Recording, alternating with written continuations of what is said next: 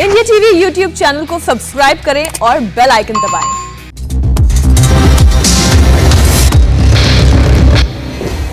आप देख रहे हैं जीतेगा इंडिया। नमस्कार, मैं हूं अजय कुमार। कोरोना से बचाव का सिर्फ और सिर्फ एक रास्ता है और वो है वैक्सीन। इसलिए आज मैं आपको बताऊंगा कि देश में वैक्सीनेशन को लेकर क्या स्थिति है। आपने देखा होगा खबरों में कि कर्नाटक, दिल्ली और महाराष्ट्र की सरकारों ने 18 साल से 44 साल के बीच के लोगों के लिए फिलहाल वैक्सीनेशन की पूरी प्रक्रिया पर रोक लगा दिया है। इस खबर को देखने के बाद आप परेशान हुए होंगे, आपको लगा होगा कि क्या होगा, लेकिन मैं आपको वस्तु स्थिति बता रहा हूं। मैं आपको अब वास्तविकता आपके सामने प्रस्तुत कर रहा हूं। इसलिए आपके लिए यह समझना बड़ा जरूरी है कि देश में वैक्सीन के मामले में क्या हो रहा है। पहले यह समझिए कि वैक्सीन लगाने की प्रक्रिया में कैसे कमी आई है, तभी आप पूरी खबर समझ पाएंगे। 1 मई से 7 मई के बीच में 1 करोड़ 21 लाख वैक्सीन लगे। 8 मई से 14 मई के बीच में 1 करोड़ 28 लाख वैक्सीन लगे। 15 मई से 21 मई के बीच में यह आंकड़ा घटकर 92 लाख वैक्सीन पर आ गया। और 22 मई को अगर मैं सिर्फ एक दिन का आंकड़ा आपके सामने प्रस्तुत करूं तो 15,30,000 वैक्सीन लगे। यानी कि औसतन अभी तक मई के महीने में 16,20,000 वैक्सीन पर डे लगा है। यह अभी तक की स्थिति है। अब सवाल यह है कि वैक्सीन लगाने की प्रक्रिया में आखिरकार क्यों दिक्कत आ रही है और क्यों कमी आ गई है। इस पर हर तरह की राजनीति हो रही है, लेकिन हम यहां राजनीति की बात नहीं कर रहे। मैं आपको जानकारी दे रहा हूं जो आपके लिए बहुत आवश्यक है। 16 जनवरी को वैक्सीनेशन का पूरा काम शुरू होता है। सबसे पहले डॉक्टर्स को, मेडिकल स्टाफ को, फौज को वैक्सीनेट करने की कोशिश की जाती है। और यह जानकर आप हैरान हो जाएंगे कि अभी तक 16 जनवरी से लेकर अभी तक तकरीबन 40% ही मेडिकल स्टाफ ने वैक्सीन लिया है। इसलिए अब विचार करना पड़ेगा कि आखिरकार इतने बड़े पैमाने पर वैक्सीन मुहैया कराने के बाद भी हमारा मेडिकल स्टाफ पूरी तरीके से वैक्सीनेटेड क्यों नहीं है। अब आप आइए मार्च के महीने में। मार्च के महीने में सरकार हर तरह से वैक्सीन जो इकट्ठा कर पा रही थी, दोनों बड़ी कंपनियों से, यानी कि भारत बायोटेक से और सीरम इंस्टीट्यूट ऑफ इंडिया से 5 करोड़ के वैक्सीन का स्टॉक मार्च के महीने में सरकार के पास लेफ्ट ओवर के तौर पर था, यानी कि बचा हुआ था। अप्रैल के महीने की जब शुरुआत होती है उस वक्त कोरोना बड़े पैमाने पर सामने आता है, प्रकोप है और लोगों को अचानक समझ में आता है कि अब अगर वैक्सीन नहीं लगवाया तो दिक्कत हो जाएगी। सरकार के पास 5 करोड़ का वैक्सीन का स्टॉक पहले से था और उस वक्त तक जो दोनों बड़ी कंपनियां थी वो 5 करोड़ वैक्सीन प्रति माह बना पा रही थी। तो यानी कि 10 करोड़ का बैकअप था और सरकार ने दनादन वैक्सीन लगवाए, लोगों ने वैक्सीन लगवाए। 40 लाख वैक्सीनेशन प्रतिदिन की दर तक हम पहुंच गए। लेकिन हमारे देश में उस वक्त भी, यानी कि अप्रैल के महीने में भी 30 अप्रैल तक सिर्फ 5 करोड़ वैक्सीन ही बन पाई थी। पहले का 5 करोड़ बचा हुआ था, 5 करोड़ वैक्सीन उसके बाद थी, 10 करोड़ वैक्सीनेशन था, आराम से बड़े पैमाने पर लग गया। लेकिन मई के महीने में जब सरकार ने एक बार फिर से वैक्सीनेशन पर जोर दिया, मई के महीने में सरकार के पास मतलब कि 30 मई तक कुल 5 करोड़ वैक्सीन ही है। अब जब सरकार के पास 5 करोड़ वैक्सीन ही है तो जाहिर सी बात है यही वैक्सीन आपको लगेंगे भी। अब कोशिश की जा रही है कि इस वैक्सीन की पूरी प्रक्रिया को आगे तेजी से बढ़ाया जाए। अब जून के महीने में ऐसा बताया जा रहा है कि 30 जून तक सीरम इंस्टीट्यूट ऑफ इंडिया, जो कि कोविड शील्ड वैक्सीन बनाता है, वो भारत सरकार को 8 करोड़ वैक्सीन दे देगा जून 30 तक। और भारत बायोटेक जो कोवैक्सीन बनाता है वो 5 करोड़ वैक्सीन डोज जून 30 तक भारत सरकार को दे देगा। यानी कि जून 30 तक हमारे पास 13 करोड़ वैक्सीन होंगे। मई के महीने में अभी तक हमारे पास 5 करोड़ थे, जून में 13 करोड़ वैक्सीन हो जाएंगे। यानी कि अब आपके पास वैक्सीन लगने की गुंजाइश कहीं ज्यादा बढ़ जाती है, ठीक वैसे ही जैसे कि आप अप्रैल के महीने में वैक्सीन लगा पा रहे थे। और धीरे धीरे वैक्सीन लगाने की यह प्रक्रिया और बढ़ेगी, क्योंकि सीरम इंस्टीट्यूट 10 करोड़ वैक्सीन जुलाई के महीने से देना शुरू कर देगा और 5 करोड़ वैक्सीन आपके पास कोविडशील्ड की और तकरीबन 2 करोड़ वैक्सीन उसके बाद डॉक्टर रेड्डीज लैब के स्पुतनिक वी की। तो कुल मिलाकर हमारे पास 17 करोड़ वैक्सीन जुलाई के महीने में होगा। तो इसलिए अभी तक जो राजनीति हो रही है उसको आप अलग छोड़िए। मुद्दा यह है कि अगले 2 महीने में हमारे देश में कम से कम 25 करोड़ वैक्सीन की डोजेस होंगी।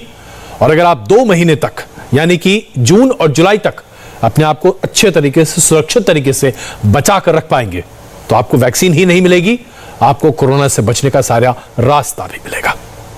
देश में भले ही कोरोना के मामले में लगातार तेजी आ रही हो, लेकिन तीसरी वेव की आशंका बरकरार है। ऐसे में कोरोना की तीसरी वेव में जीत के लिए शहरों की हाई राइजेस सोसाइटी ने कमर कस ली है और इन सोसाइटीज ने तय किया है कि कैसे वो खुद की अपनी कोविड सेंटर्स बनाएंगे। और ये जो हाई राइज सोसाइटीज हैं, इनमें बहुत बड़ी संख्या में लोग रहते हैं। अगर हर जगह एक 15-20 बेड की कोविड फैसिलिटी बन जाती है एक सोसाइटी में, एक ग्रुप हाउसिंग सोसाइटी में, तो जरा आप सोचिए कितना फायदा होगा। नवी मुंबई की यश पैराडाइज सोसाइटी में कोविड अस्पताल। नोएडा के महागुन मॉडर्न अपार्टमेंट में child Covid care centre. Indirapuram की क्लाउड 9 सोसाइटी में आइसोलेशन वार्ड। शहरों की हाई सोसाइटी में रहने वाले कोरोना संक्रमित मरीजों को इलाज के लिए अस्पतालों में ना भटकना पड़े, इसलिए तमाम सोसाइटी के RWA की तरफ से ये इंतजाम किए गए हैं। ये नवी मुंबई की यश पैराडाइज सोसाइटी का कम्युनिटी हॉल है, जिसे अब स्पेशल कोविड अस्पताल में बदल दिया गया है। इस अस्पताल में 26 बेड का इंतजाम है। सुविधाएं बिल्कुल किसी प्राइवेट हॉस्पिटल की तरह है। ये जो एरिया और ये जो तस्वीरें आप देख पा रहे हैं, ये किसी अस्पताल की तस्वीर नहीं है। ये तस्वीर एक सोसाइटी के कम्युनिटी हॉल की है, एक सोसाइटी के सेक्शन की है, जहां पर 26 beds, ventilator bed, oxygen bed, सारी सुविधाएं उपलब्ध करवाई गई हैं। क्योंकि कोरोना के इस मुश्किल दौर में ज्यादातर अस्पतालों में बेड्स की सुविधा नहीं हो पा रही है, ऑक्सीजन की सुविधा नहीं है। ऐसे में यश पैराडाइज सोसाइटी का नाम है, नवी मुंबई की सोसाइटी है, जहां पर सोसाइटी के अंदर अस्पताल जैसी पूरी सुविधाएं उपलब्ध करवाई गई है। कोरोना संक्रमित के स्टेज के मुताबिक यहाँ इलाज की व्यवस्था की गई है। इसमें 10 ICU बेड्स की सुविधा के साथ साथ 2 वेंटिलेटर से जुड़े हुए बेड्स की सुविधा भी दी गई है। साथ ही एक एम्बुलेंस की सुविधा भी है। ये जो कोविड अस्पताल आप लोगों ने बनाया है, इसमें कितने बेड्स हैं, वेंटिलेटर्स की क्या सुविधा है और ओवरऑल सुविधाएं क्या दी जाएंगी? नहीं, यहाँ पे देखो, हमने पूरे ये जो नीचे का 10 बेड बना है, हमने पूरा वेंटिलेटर है। उधर में वेंटिलेटर है, सेमी वेंटिलेटर है, ऐसे हमने सब यहाँ पे मशीनरी रखा हुआ है। हमें किसी बात की जरूरत के लिए बाहर न जाना पड़े, इसलिए हमने हमारे बाजू में एप्पल हॉस्पिटल है, उसको हमने कोऑपरेशन में ले लिया, उनको हाथ में मेंटेन करने को उनको दे दिया हमने। कोरोना मरीजों के इलाज में कोई रुकावट ना आए, इसलिए यहाँ 20 नर्सिंग स्टाफ, 8 डॉक्टर्स की टीम तैनात की गई है।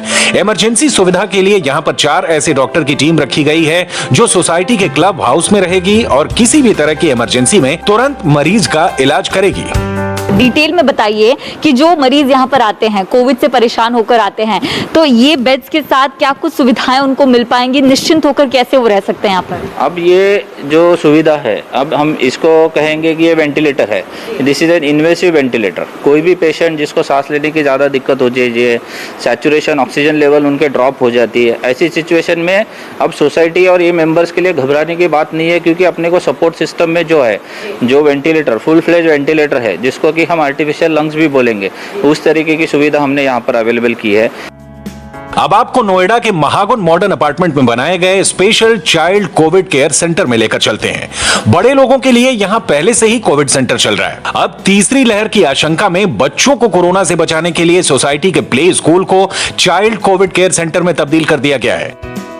ये आइसोलेशन वार्ड बच्चों के लिए स्पेशली बनाया गया है, जिस थर्ड वेव को लेकर संभावनाएं व्यक्त की जा रही है। विशेषज्ञों के द्वारा बार बार सचेत किया जा रहा है कि जो तीसरी लहर आएगी कोरोना की, वो बच्चों के लिए ज़्यादा प्रभावित कर सकती है, जिसको लेकर ये सारी तैयारियां इस वक्त इस स्कूल में किया जा रहा है। यहाँ पर छोटे बच्चों की पढ़ाई होती थी, प्ले स्कूल था, जो प्ले स्कूल को पूरी तरीके से आइसोलेशन वार्ड के रूप में तैयार किया गया है। और कोरोना की दूसरी लहर में सबसे ज़्यादा लोगों को ऑक्सीजन के लिए भागना पड़ा, ऑक्सीजन की किल्लत रही, लोग हॉस्पिटल में नहीं जा पाए, जिसको लेकर अब ये सारी तैयारियां की जा रही है। सोसाइटी के जो एसोसिएशन है, एसोसिएशन के द्वारा ये पूरा 50 बेड का आइसोलेशन वार्ड बनाया गया है।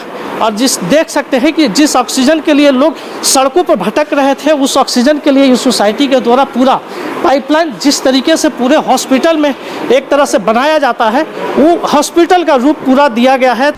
नोएडा की ये पहली सोसाइटी है जहां RWA एसोसिएशन ने अपना एम्बुलेंस भी खरीद लिया। कोरोना मरीजों के लिए सोसाइटी में ही ऑक्सीजन प्लांट लगाया जा रहा है। महागुन मॉडर्न की तरह ही इंदिरापुरम की Cloud9 सोसाइटी में क्लब हाउस को आइसोलेशन वार्ड बना दिया गया है। यहां मरीजों के लिए बेड के साथ साथ ऑक्सीजन सिलेंडर, ऑक्सीजन कंसंट्रेटर, दवाइयों के साथ ही 24/7 एम्बुलेंस की व्यवस्था भी की गई है। सोसाइटी के अगर किसी भी कोरोना संक्रमित को अस्पताल की जरूरत होती है और हॉस्पिटल में बेड नहीं मिलता, ऐसी स्थिति में मरीज को यहां रखा जाता है। जैसे ही अस्पताल में बेड की व्यवस्था हो जाती है, यहां मौजूद एम्बुलेंस से उसे तत्काल अस्पताल पहुंचा दिया जाता है। और अब मैं आपको दिखाता हूं वो खबर जिसके बाद कोरोना की इस जंग में होने वाली हमारी जीत आपको साफ साफ दिखाई देगी, और ये खबर आपको गौर से देखनी चाहिए। अमेरिकी और ऑस्ट्रेलिया के वैज्ञानिकों ने अपनी पड़ताल में कोरोना वायरस को मारने का मंत्र ढूंढ निकाला है।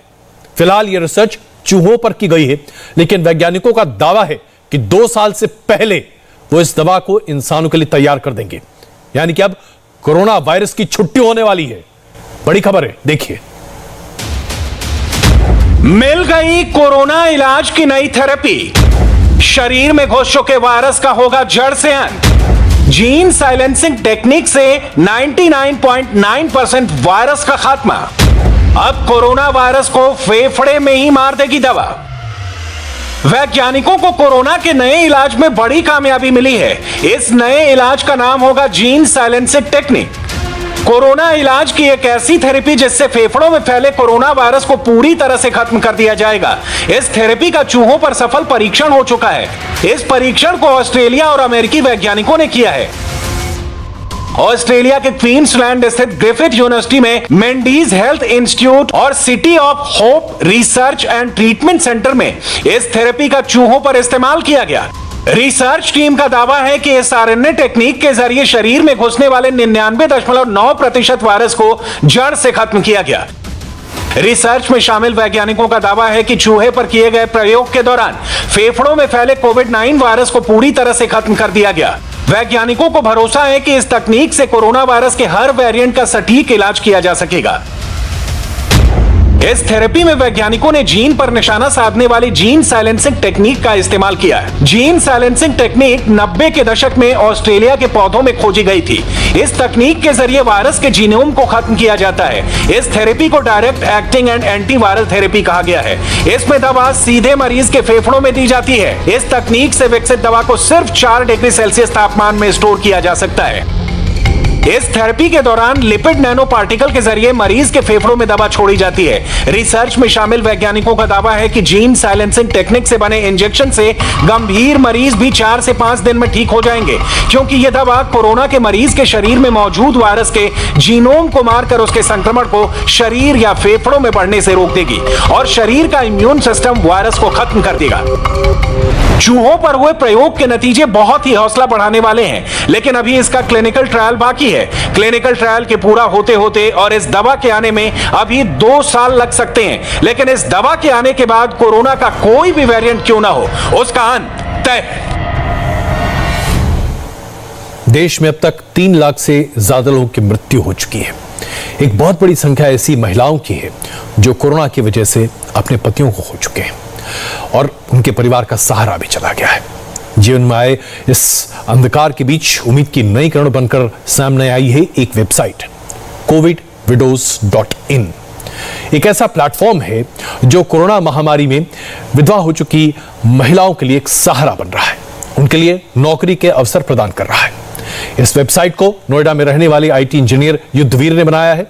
युद्धवीर ने इस वेबसाइट के जरिए पहले वॉलंटियर्स बनाए और अब तक वॉलंटियर्स की संख्या 6000 तक पहुंच चुकी है। अपनी कोशिशों से 200 से ज्यादा ऐसी कंपनियों से उन्होंने संपर्क साधा है जहां स्किल्ड महिलाओं या फिर पढ़ी लिखी महिलाओं को वो नौकरी दिला रहे हैं। 11 मई को शुरू हुए इस वेबसाइट से अब तक 1500 महिलाओं ने अपना रजिस्ट्रेशन कराया है और 50 महिलाओं को नौकरी का ऑफर भी मिल चुका है।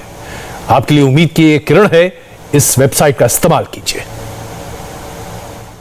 ये शुरू किया 11 मई को और हमने ये जो वेबसाइट डिज़ाइन की, इसका नाम है covidwidows.in, कि हम इसको शुरुआत करते हैं और देखते हैं कि क्या हम 1000 ऐसी महिलाओं को, ऐसी बहनों को, बेटियों को नौकरी दिलवा सकते हैं। तो वहाँ से हमने शुरुआत की। अभी हमारे पास 1500 महिलाओं ने हमें संपर्क किया, अपनी डिटेल्स हमें बताई कि उनका जो प्रोफाइल है, उनकी एजुकेशन है, और इससे पता लगता है कि कितना इसका एक इम्पैक्ट है। लेकिन देखो, एक जो मानवता की, जो हमारे देश की एक मानवता है, उसकी भी एक मिसाल है। हमारे पास 6000 लोग वॉलंटियर्स ने रजिस्ट्रेशन किया और बोला कि हम इनकी हेल्प करेंगे। हमारे पास 200 से ज़्यादा कंपनियां आई कि हम अपने जो हमारी ओपन वैकेंसीज़ हैं हमारे पास, उन वैकेंसीज़ में इन वुमेन को हायर करने की कोशिश करेंगे। तो काफ़ी बड़ी एक हमारे पास चुनौती है ये कि हम उनकी कैसे मदद कर सकते हैं, और हम उनकी मदद करने की कोशिश कर रहे हैं। काफ़ी हम काम कर रहे हैं, हर रोज़ हमें कुछ नए चैलेंज पता लगते हैं। जैसे काफ़ी सारी ऐसी बेटियां हैं जो घर में सबसे बड़ी हैं और उनके फादर मदर की डेथ हो गई या फादर की डेथ हो गई, तो उनको भी इन नौकरियों की ज़रूरत है। बहुत सारी महिलाएं ऐसी हैं जिनकी नौकरी छूट गई, वो सिंगल पेरेंट हैं या वो अकेले रहते थे। तो ये भी एक ऐसा समाज का हिस्सा है जिनकी हमें मदद करनी पड़ेगी। अभी तक जो रजिस्ट्रेशन आपके पास हुआ, वो रजिस्ट्रेशन कराने का क्या प्रोसेस आप लोगों ने अपनाया हुआ है, क्या क्या डॉक्यूमेंट्स आप लोग रिक्वायर्ड कर रहे हैं, और जिन कंपनियों से आपकी बातचीत हो रही है इनको जॉब देने के लिए, वो कब तक कुछ लोगों को जॉब मिल पाएगी? श्योर। तो सर, हम बड़ी बेसिक इन्फॉर्मेशन ले रहे हैं कि आपका नाम क्या है और आपको हम किस नंबर पे कांटेक्ट कर सकते हैं। जब कोई कंफर्टेबली हमें ये इन्फॉर्मेशन प्रोवाइड करता है तो हमारे वॉलंटियर्स उनको कांटेक्ट करते हैं, पता करते हैं कि उनकी क्वालिफ़िकेशन क्या है और उनका अगर उनका रिज्यूमे है तो उस इंफॉर्मेशन के आधार पर हम नौकरियां ढूंढते हैं। जहां पे हमें मैच मिलता है, हम कैंडिडेट को कॉल करते हैं कि हम आपको इस जॉब के लिए रेफ़र कर सकते हैं क्या। जब हमारे को कंफर्मेशन मिल जाती है तो हम उस कंपनी में उनको रेफ़र कर देते हैं। इस वेबसाइट, इस प्लेटफॉर्म का जरूर इस्तेमाल कीजिए ताकि आप अपने परिवार की जीविका को सुचारू तरीके से चला सकें। कोरोना से बचाव के लिए सबसे जरूरी है मास्क पहनना। जिन लोगों को वैक्सीनेशन की दोनों डोज लग चुकी है, उनके लिए भी मास्क बहुत जरूरी है। ऐसे में कई ऐसे लोग हैं जो मास्क नहीं खरीद पा रहे, वो गरीब हैं, नहीं कर पा रहे। ऐसे में बेंगलुरु ने एक बड़ी अच्छी शुरुआत की है। एक कारोबारी ने, शशिकांत, रोज अलग अलग झुग्गी बस्तियों में जाते हैं, N95 मास्क निकालते हैं, लोगों को मुफ्त में देते हैं ताकि कोरोना से लोग अपना बचाव कर सकें। ये बेंगलुरु के शशिकांत शर्मा हैं। शशिकांत छोटे कारोबारी हैं, लेकिन कोरोना काल में लोगों को बचाने का बीड़ा उठा रखा है। शशिकांत उन मजबूर लोगों तक मास्क पहुंचा रहे हैं जो चाहते हुए भी मास्क से दूर हैं। बेंगलुरु की झुग्गियों में रहने वाले लोग जो कोरोना से बचाने वाला N95 मास्क नहीं खरीद सकते, उन लोगों को मास्क देने के लिए शशिकांत रोज सुबह अलग अलग झुग्गियों में पहुंचते हैं और वहां रहने वाले गरीबों के बीच N95 मास्क बांटते हैं। जितने भी गरीब लोग हैं उन तक ये N95 मास्क जो है वो पहुंचाते हैं। रोज ऐसे लोगों को आइडेंटिफाई करते हैं जिनके पास N95 मास्क लेने का पैसा नहीं है, क्योंकि बाज़ार में अगर आप किसी मेडिकल स्टोर में जाते हैं तो ये 100 से 150 रुपये में एक मास्क जो है यहाँ पर बिक रहा है बेंगलुरु में। ऐसे में उन लोगों तक ये मास्क शशिकांत शर्मा पहुँचा रहे हैं, क्योंकि अब ऐसा कहा जा रहा है कि ये जो वेव है कोविड की, ये ज़्यादा ख़तरनाक है। जो कपड़ों के मास्क है उससे ये ज़्यादा बचने की जो है संभावनाएँ कम होती जा रही है। ऐसा जब लगातार एक्सपर्ट कहते हैं तो ऐसे लोग आगे आते हैं और उन लोगों की मदद करते हैं जो इसको अफोर्ड नहीं कर पाते। और यहाँ पर बेंगलुरु में रोज ऐसे सैकड़ों लोगों को शशिकांत N95 मास्क बांटते हुए नजर आते हैं। शशिकांत के मास्क दिल्ली की एक कंपनी से मंगवाते हैं। मास्क की क्वालिटी में किसी तरह का हेर फेर ना हो, इसीलिए उन्होंने ऐसी कंपनी चुनी है जो अस्पतालों को N95 मास्क सप्लाई करती है। मेरा उद्देश्य यही है कि हर गरीब, हर ऐसे लोगों तक मास्क पहुंचना चाहिए जो कहीं ना कहीं खरीदने में असमर्थ हैं। ये N95 मास्क आप बांट रहे हैं बाजार में? जी हाँ। कि 100-150 रुपए इसकी कीमत? जी हाँ, मैं ये मास्क दिल्ली से मंगाता हूँ। तो आपने देखा, एक बड़ी पहल है। मास्क नहीं है तो लोगों तक मास्क पहुंचाना, और इससे बड़ा परोपकार आज क्या हो सकता है, खास करके तब जबकि मास्क की इतनी बड़ी आवश्यकता है।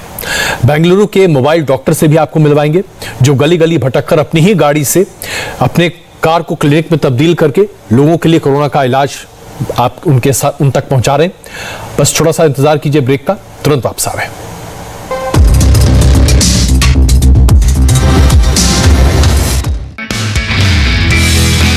नमस्ते, मैं हूं मीनाक्षी जोशी। वीडियो और खबरों से अपडेट रहने के लिए India TV YouTube channel subscribe करें, बेल आइकन दबाना ना भूलें। जुड़े रहें इंडिया टीवी के साथ।